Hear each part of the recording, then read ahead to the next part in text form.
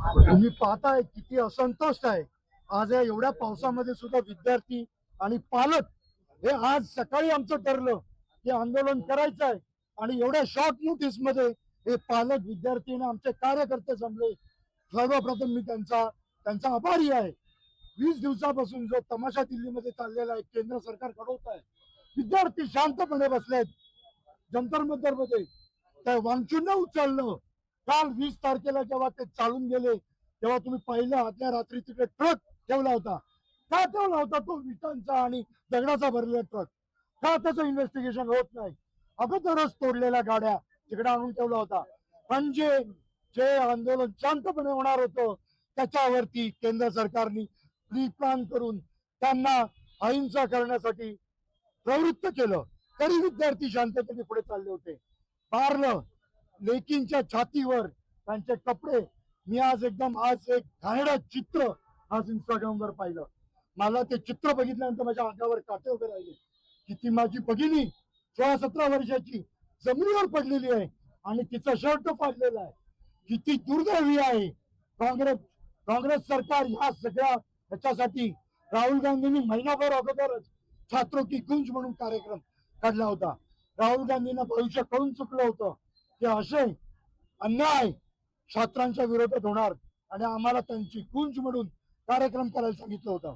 तुम्ही बघितलं असेल 9 दिवस आम्ही MPSCच्या दारात उपोषणाला बसलो होतो. त्याच्यानंतर सरकारने त्यांचा निर्णय मागे घेतला. 1 वर्षासाठी मागे घेतला. आम्ही आंदोलन स्थगित केलेलं आहे. ते आंदोलन MPSC साठी आम्ही लढू. त्याचबरोबर आज जो मुलांवरती अन्याय झाला आहे त्याच्यासाठी सुद्धा आम्ही लढू. आम्ही केंद्र सरकारला विद्यार्थ्यांवरती अन्याय होऊ देणार नाही. जेव्हा जेव्हा अन्याय होईल काँग्रेस पक्ष पुढे असेल. आज आम्ही नवी मुंबई काँग्रेसकडनं इथे निषेध करत आहोत या BJP सरकारचा. त्यांनी आज आपल्या विद्यार्थी 20 विद्यार्थ्यांनी नीट परीक्षा फुटीच्या नंतर आत्महत्या केलेली आहे. या सरकारला त्याचा अजिबात काही तारतम्य नाहीये आणि जे आपल्या भारताचं भविष्य आहे म्हणजे मुलं, त्यांचं शिक्षणच धोक्यात आहे. ह्या शिक्षण धोक्यात असताना ह्या धर्मेंद्र प्रधान झोपलेला आहे, त्याचा राजीनामा आम्ही इथं मागत आहे. आणि तसेच BJP सरकारने जे काल जंतर मंतरवरती ह्या मुलांबरोबर वागलेले आहेत हे अत्यंत चुकीचं आहे. आम्ही या सरकारचा निषेध करत आहोत. मुळात आम्ही 2 महिने झालं जेव्हापासून पेपर फुटी नीटची झाली आहे तेव्हापासून विद्यार्थी रस्त्यावर उतरलाय.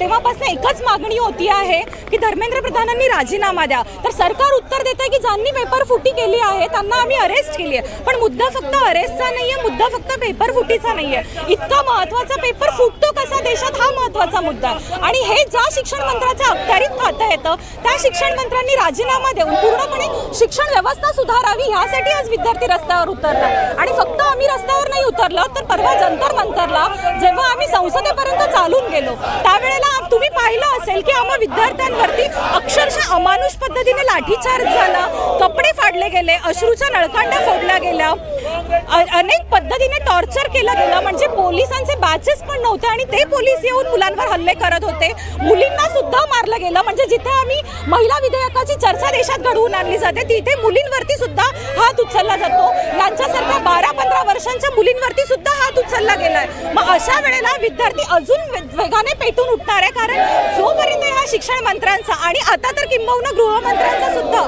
राजीनामा येत नाही तोपर्यंत हा विद्यार्थी रस्त्यावर उतरेल. आणि ह्या सगळ्यांमध्ये आम्हा विद्यार्थ्यांना एक जाणीव झाली की जेव्हा जालियनवाला बाग हत्याकांड झालं तेव्हा सुद्धा विद्यार्थ्यांचा बळी गेला, तेव्हा सुद्धा युवकांचा बळी गेला.